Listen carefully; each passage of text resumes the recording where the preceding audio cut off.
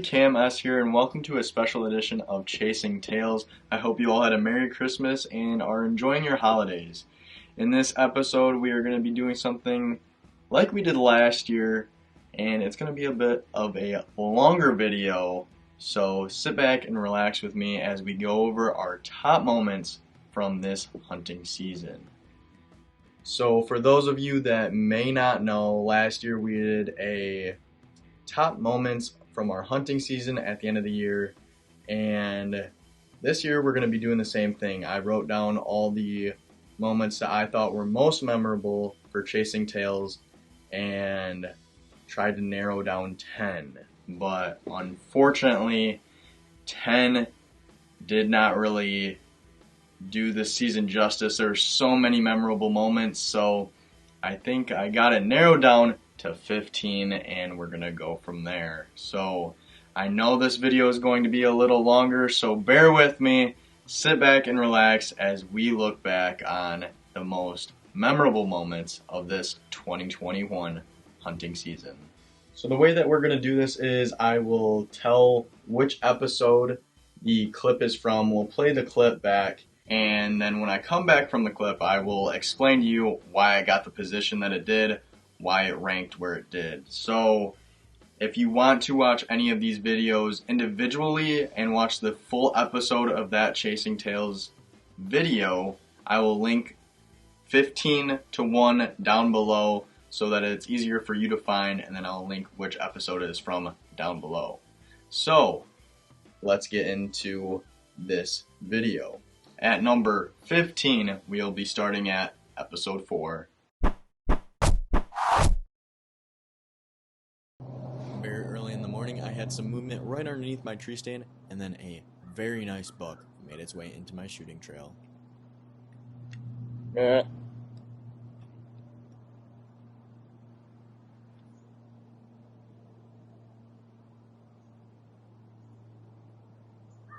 after staring at each other for quite a bit longer, I got impatient and tried to draw back slowly.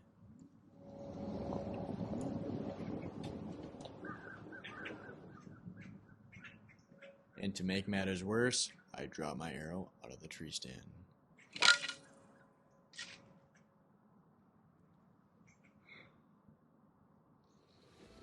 So the reason that this got number 15 is because, as you can see, it was definitely a memorable moment, but it was a very frustrating moment. It was the first of 3 experiences that I've had with that buck this year, and to my knowledge, that buck is still out there. So hopefully that will make for a very good and cool story next season, but as of right now, he is still out there somewhere. So another clip from episode 4 makes number 14.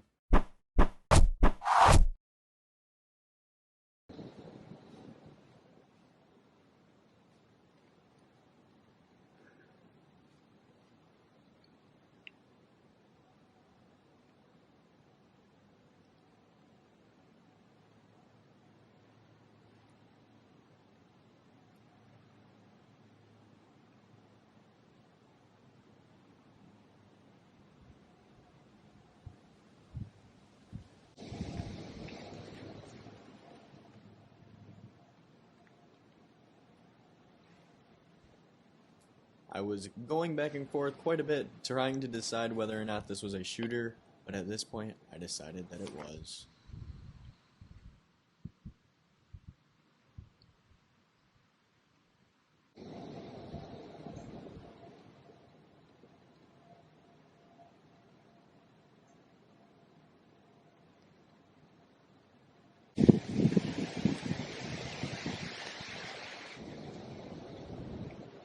So the reason that this clip makes the countdown is because it was a very cool experience. It's not very often that I see a buck making a rubber scrape out in the woods. We have a very thick area of woods that you can see in most of my videos, and it's not every day that you see something like that, especially from a deer that you're potentially going to harvest if it comes within range, which in this circumstance I was going to harvest this buck if it gave me the opportunity to, but it was a bigger buck that normally we see a lot of little bucks making scrapes, so it was kind of cool to see something of that caliber doing something pretty close to you.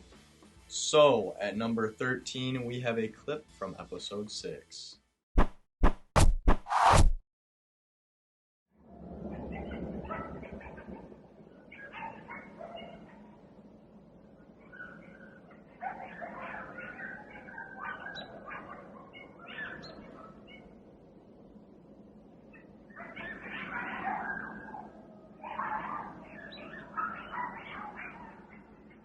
And the reason that this falls in at number 13 is because it is something very cool that I've actually never heard out there while I'm hunting. I've never heard that many coyotes carrying on with each other. It was a very eerie feeling, but it was something very cool to experience. And then the clip from number 12 comes in to be another vocalization from a different species. Early into my hunt, I had a lone hen make its way from the field, and it was making quite a bit of commotion.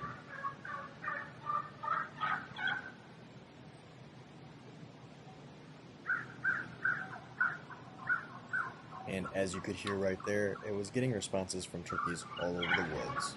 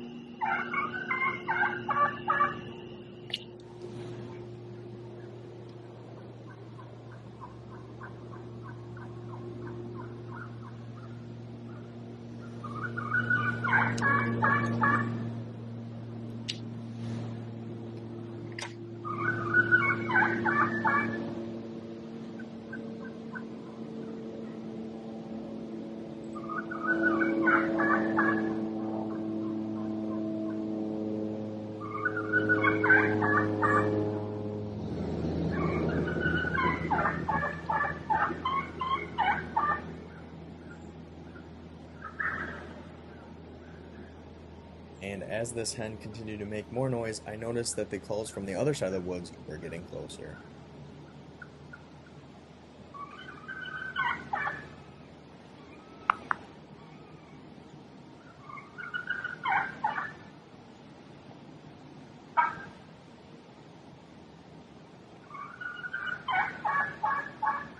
And all this commotion triggered a response from a group of tongues.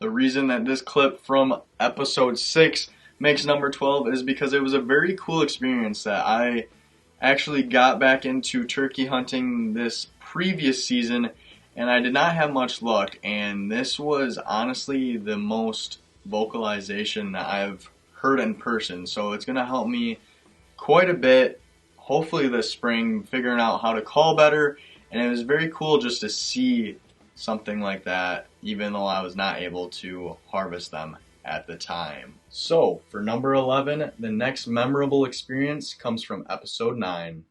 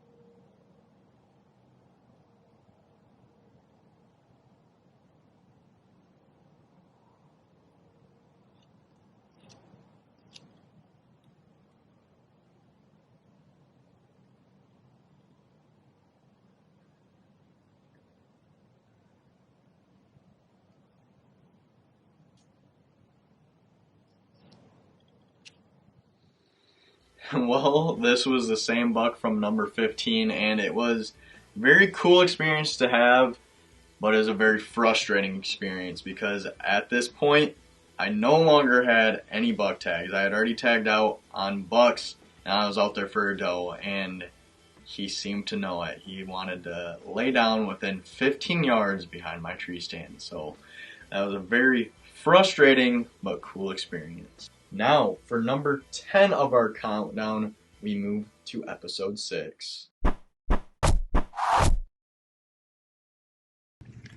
Oh, your ear's right there. Oh, yep. Good job.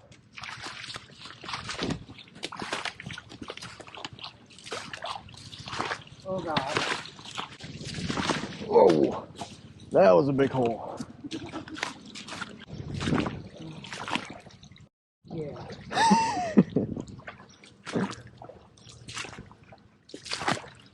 Which side did you hit him on? Other side. Made a mess of him. This way. Go slow, I'm not trying to face plant that. What's he on? Okay, take a break. Was he a 9?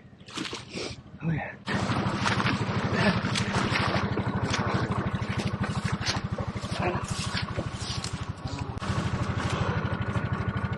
That's a dandy. Just flip this way, Ken. That is a nice one. Hold on. Get up there and help you. 5 pound, they're pretty heavy.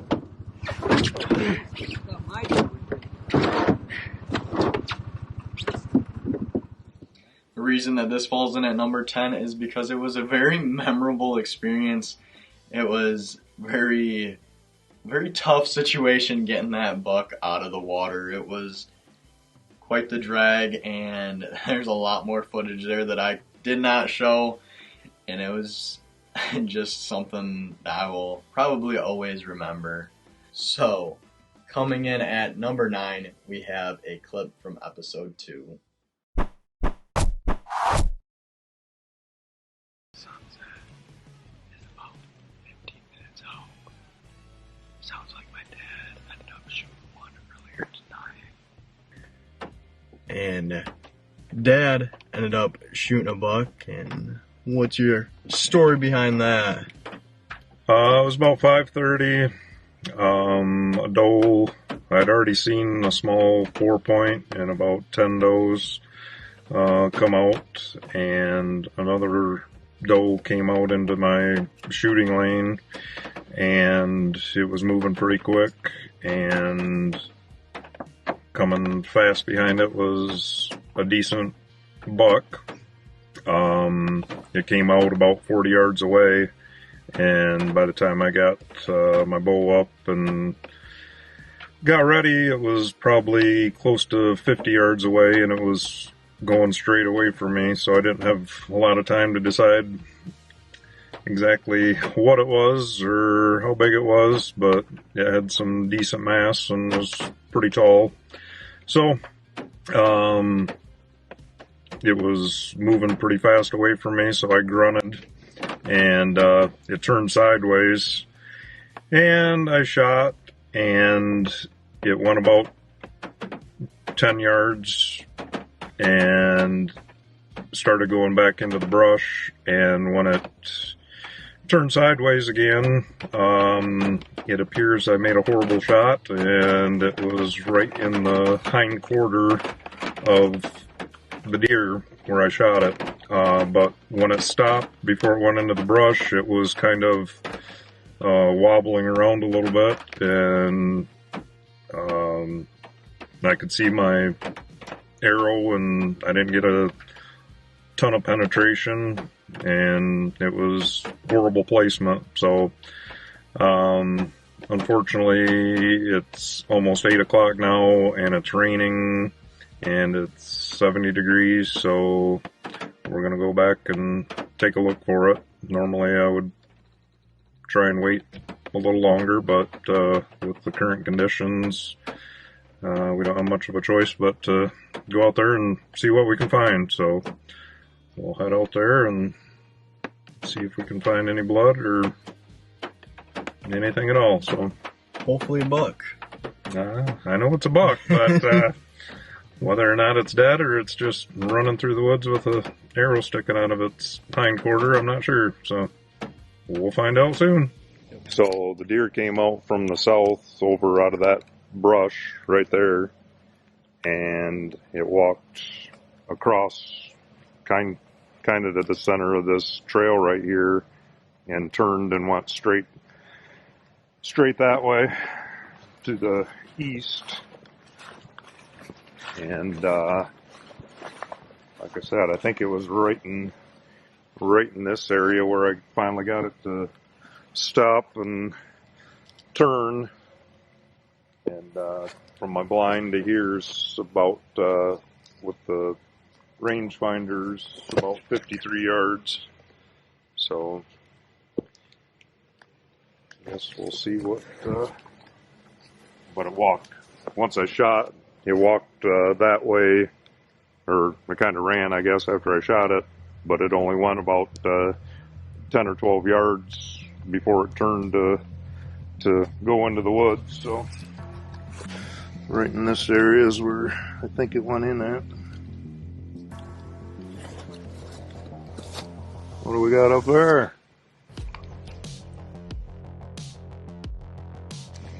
That didn't go very far for the shot you were saying. We will find out here in a minute. Hopefully it's dead, not just taking a nap.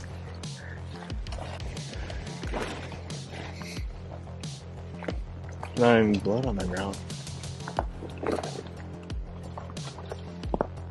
I'm glad he didn't go far, because I'm not sure with the rain that we've been finding much blood. No, I don't There's a little blood right there. see any at all. Right there, some. I think he's out. That looks like a very nice It's one. a very lucky find. The reason that this came in at number 9 is because it was a very interesting buck, and it was a very interesting track as well. There wasn't much of a track, but we were both very surprised by the shot and that we found it as close as we did. It was a interesting shot, to say the least, and we were very surprised that it ran the distance, or the lack of the distance that it ran.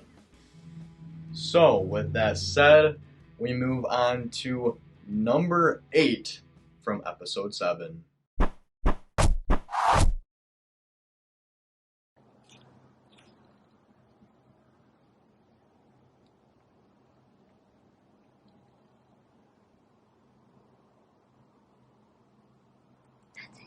Yeah, you need to stay calm.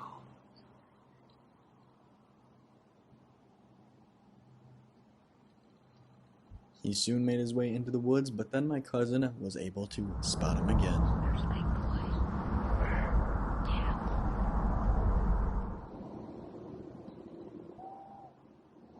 and it looked like he was pushing a group of does straight our way.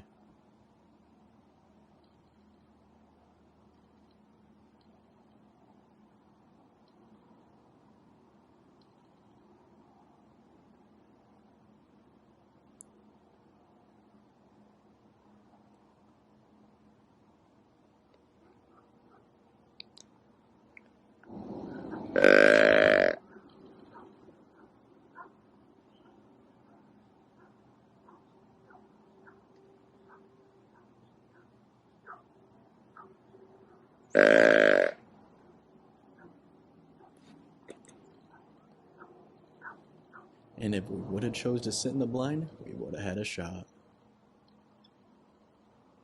The reason that this fell in where it did on the ranking is because it was a very interesting experience. It was cool to see that big of a buck out there, even though I was not hunting. It was a cool experience with my younger cousin, and even I was shaking at points when I thought that that buck was going to come in, and it just shows the frustration behind hunting sometimes because, as you guys saw, it ran right next to a different blind that we could have been sitting in that night. But it just shows that you really don't have any idea what is going to happen during your hunts.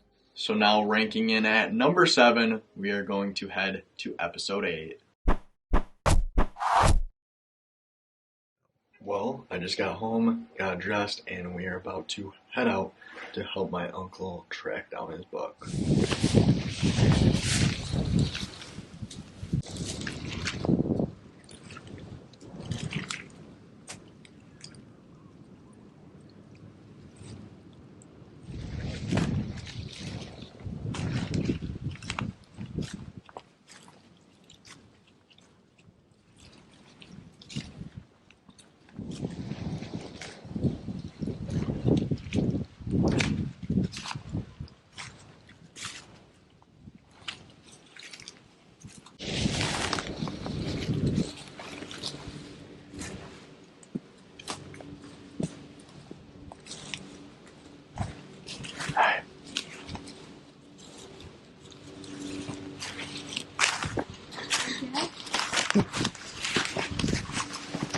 This is the one.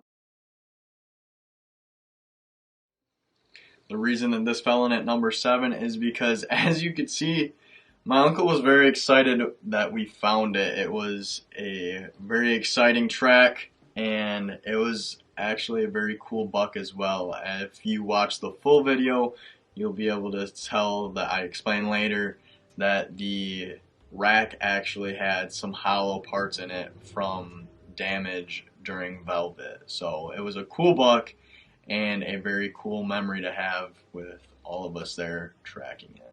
So now we move to number 6 from episode 9.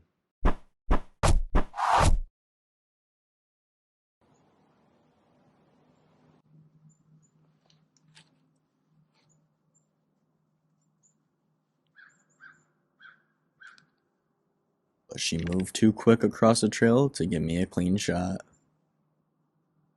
But luckily, she was heading for my other trail.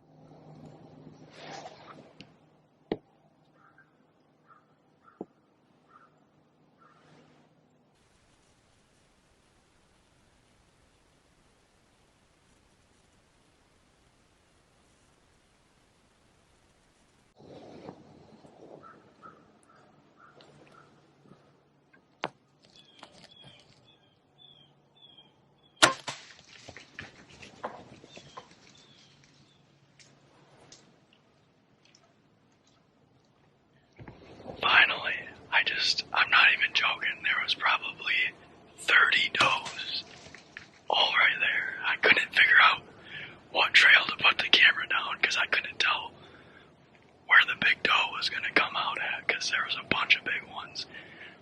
I thought that was going to blow up right in my face because when I moved my camera, a small deer saw me right there. I thought for sure that it was going to be all over. And she saw me drop back. So I just decided to take the shot, and telling by by the blood that's on the ground right now. I think everything worked out. So this is my view from the tree stand. And as you can tell, looks like we're gonna have a good blood trail. Just got down and I'm where the arrow hit. And I don't think there's gonna be much tracking because this is my arrow right there. And that is the blood trail. And the reason that this one fell in where it did is because it was a very interesting hunt the morning that I was able to harvest this doe. I saw probably close to 100 deer this morning, and almost every single group of does that came in busted me. And it was very frustrating, and just the fact that I was able to have 30 of them come in and not get busted somehow. And the shot ended up being very good, and the blood trail was amazing. Like, I've never tracked a deer like that before with having that much of a blood trail. So it was a very cool experience to have, and that is why it made its way to number 6. Now, with all of that said, we move to number 5 from episode 6. Finally, one must have circled around and started to head back my way. It started working on a scrape, and one of its tines appeared to be very similar to the big one from yesterday.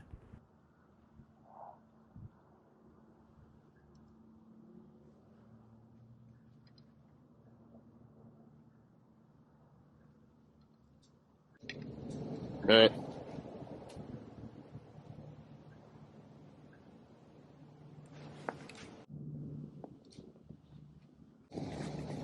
Back.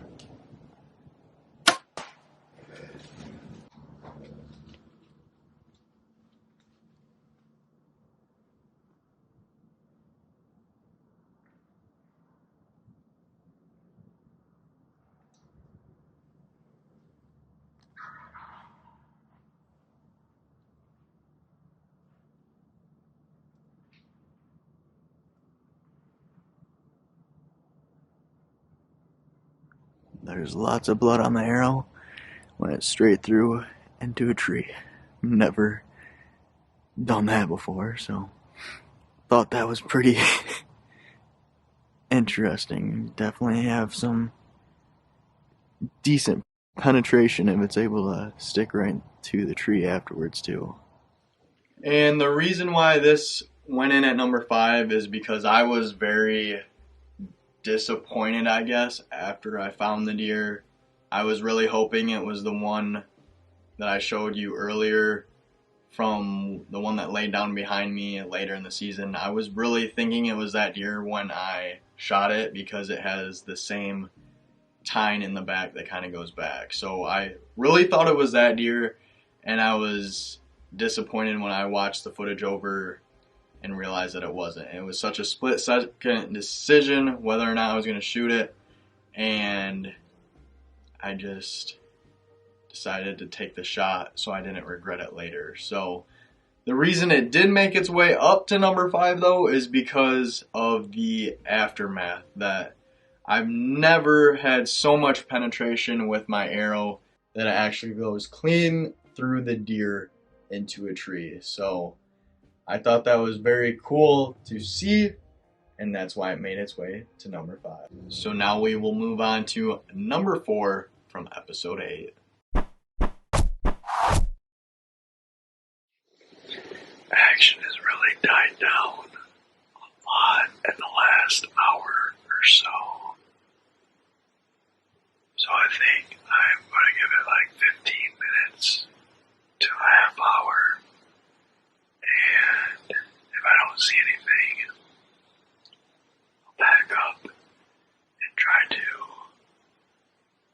see if I can find any on my walk out. I'm going to walk slow and try to find some that are either moving to their bedding area or try to find some that are already bedded down. So we'll see how it goes. And right before I started to pack up, I had some movement in my trail.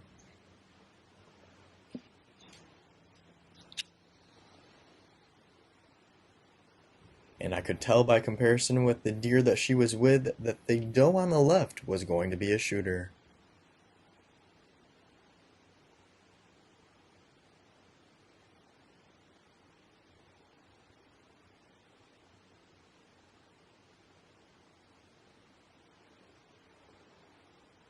But they never got enough distance away from each other to get an ethical shot.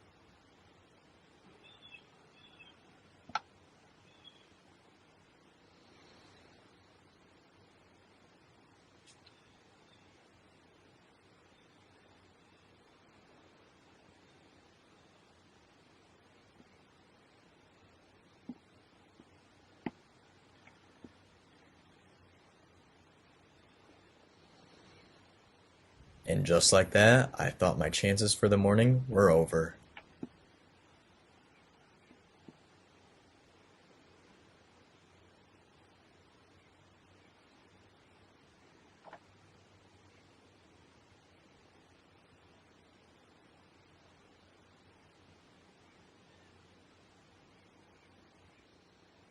But for some odd reason, she did a complete 180 and headed right back for the trail.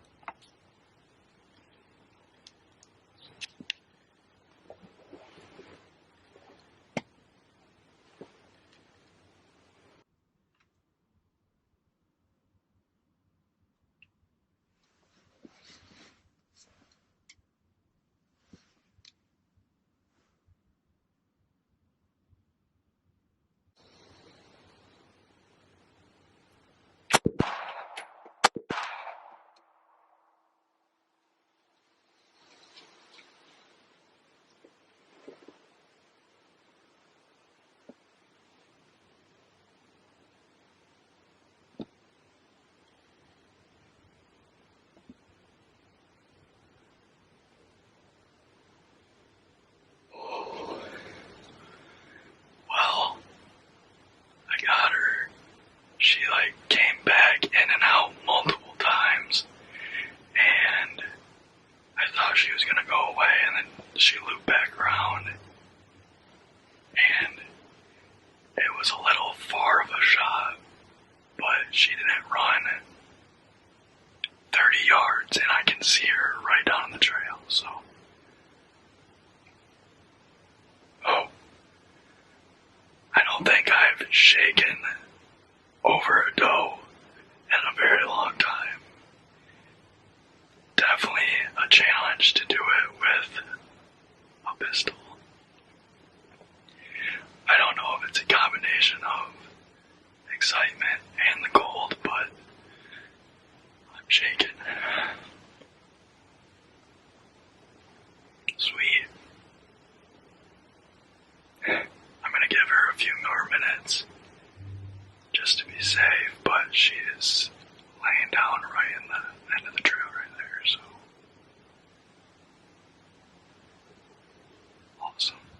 The reason that this falls in at number 4 is because hunting with a handgun turned out to be a lot more difficult than I thought it would be. I tried to sit on the ground and get myself as close as possible to these trails, and it would not work out. That these deer were so smart that as soon as they could possibly see me, that most of the time they did. As soon as they would come out into a trail, they could pinpoint me, and it made for a very frustrating attempt. So finally, I sat in a blind and had a little bit of frustration with a messed up shot earlier in the season, but then I was able to make it happen at an even longer distance of 30 yards with iron sights. So that's why I made its way up to number 4, is because it was a cool thing that I've never tried out, and it put quite a bit of a challenge behind hunting. So with all of that said, we are going to move now to number 3 from episode 4. My guide Cameron called it perfect. There's a scrape about 85 yards down the trail, and he said I would see a buck tonight on that scrape, and sure enough, one came out on that scrape and worked it for about 5 minutes and slowly made its way towards me, and it was finally got about 45 yards away, and it turned to go out into the field. So I took a shot, and I'm trying out some new lighted knocks today, and pretty sure that it was a lot better shot than what I had the last time, and it might have been a little bit far back, but it was a decent shot. So Bigger than last time, then? yeah, it's a nice at least 8 point. Sweet. So I've waited patiently for you to get here, so let's go see if we can find something. Alright. Here's your knock right there. Oh, it's definitely bloody.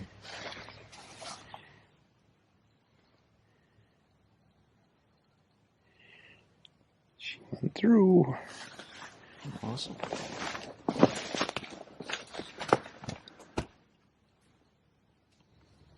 What'd you say? Found the deer. Oh. Is there even any blood? Some blood right here.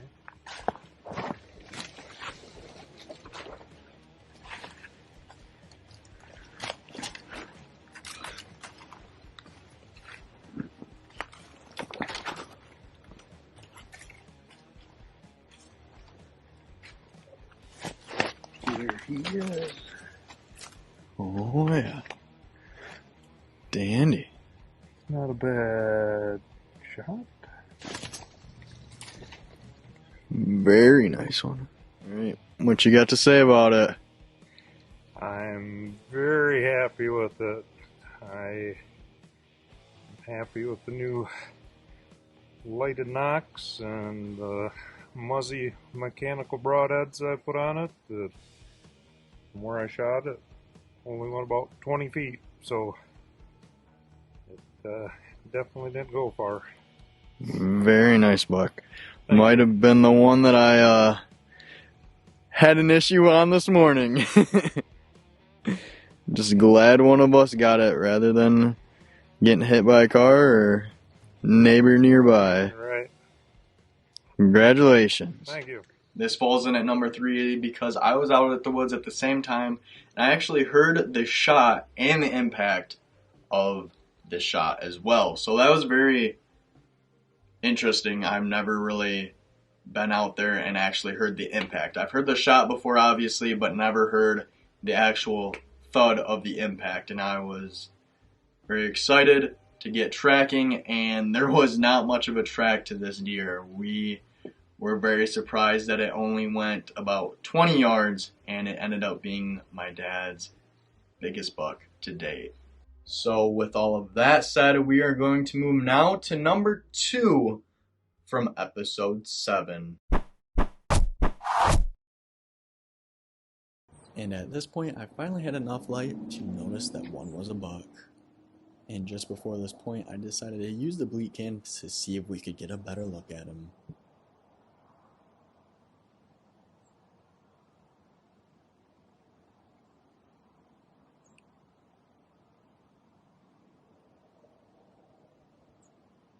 And the bleat can seemed to pique his interest because he was heading straight our way.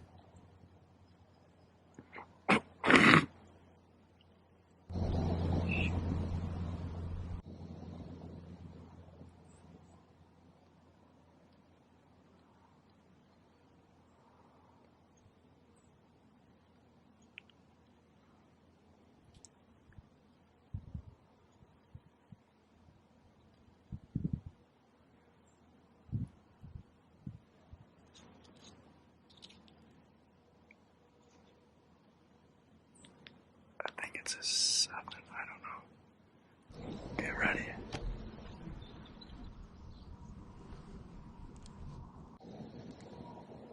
Yeah, it's a 7. I figure we want to shoot it. Wait a second. Do you want to shoot it? I'll stop it. Are you ready?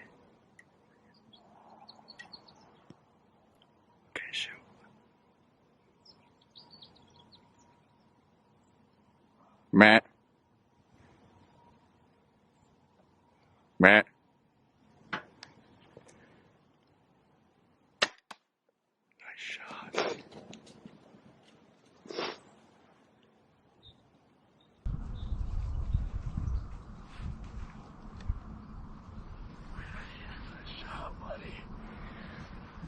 Pretty sure you hit him just a little bit far forward, but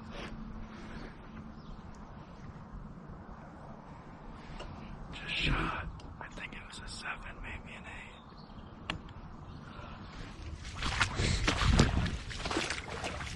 8. We got some over here. Okay.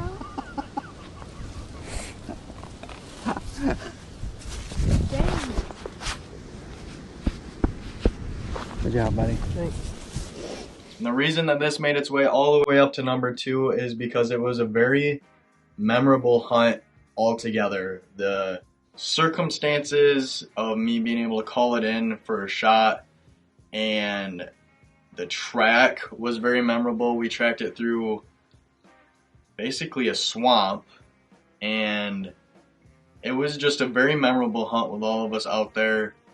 And when we found it, we were very surprised because I thought it was maybe a 6 or 7 point when he shot it, and it ended up having a bunch of kickers and a drop tine, and it was a very funky looking buck, but it was very cool, and that was his biggest buck to date as well. So it was just a very cool experience to have.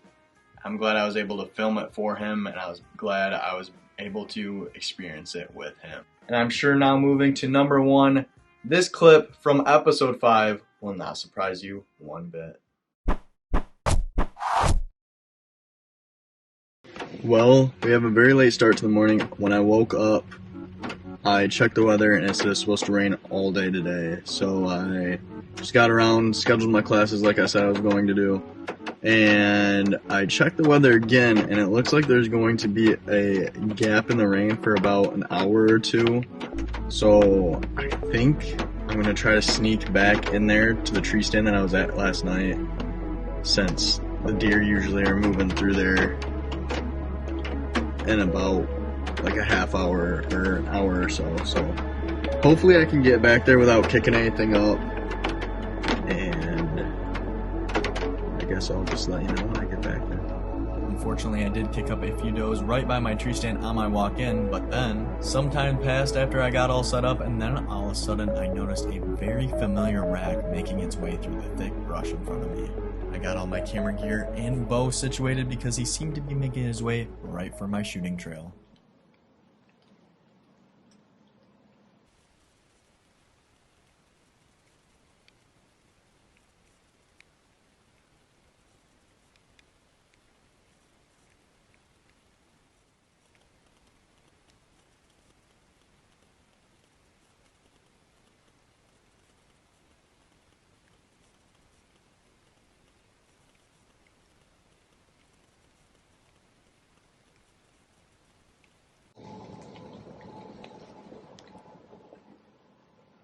Burp.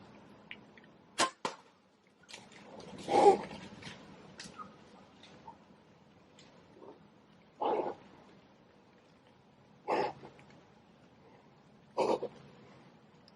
see the arrow in the ground right now, so either I completely missed or I just had a straight pass through.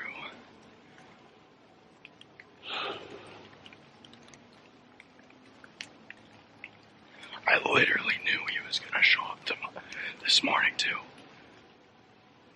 I thought he was going to come earlier. But what time is it? And it's starting to pour. Crap.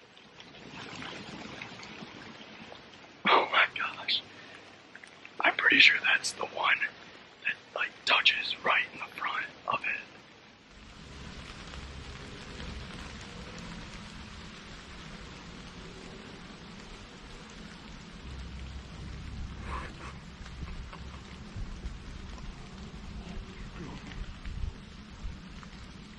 I just shot the one that touches.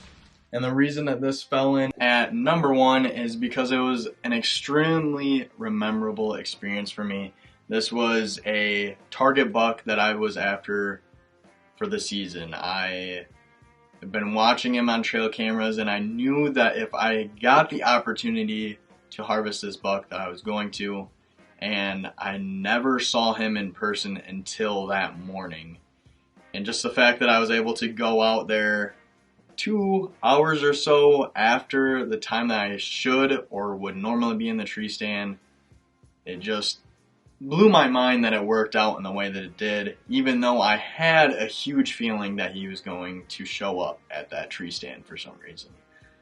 But it was more than just harvesting that buck as well. I have always struggled with my confidence with a compound bow, and I think that this was a big turning point for me, being able to hunt with a compound bow. That shot really re-energized me to get out there and let me know that I could make those shots with my bow now, since I had always been able to shoot with a bow, practice, and then when I would get out in the woods that I would mess it up. So now that I knew that I could do it in the real circumstances, I really think that this was a huge turning point for me for the rest of the season. So with all of this said, I hope you enjoyed coming back to reflect on this season with me. And if you haven't watched any of those videos and you'd like to, like I said, there will be all the videos linked down in the description. I'm sure we will do a similar video to this for either my channel as a whole or just for fishing. I'm not really sure yet what it will entail, but we will have that after the new year. So I hope you all enjoy your new year, and I will see you in that video. I hope you enjoyed reviewing this season of Chasing Tails with me, and I hope you enjoyed following me and my family along with our journey for this season. So I will see you next time, and I hope you all enjoyed. I appreciate you a lot. I hope you had a Merry Christmas and Happy Holidays, and have a Happy New Year. Thank you again.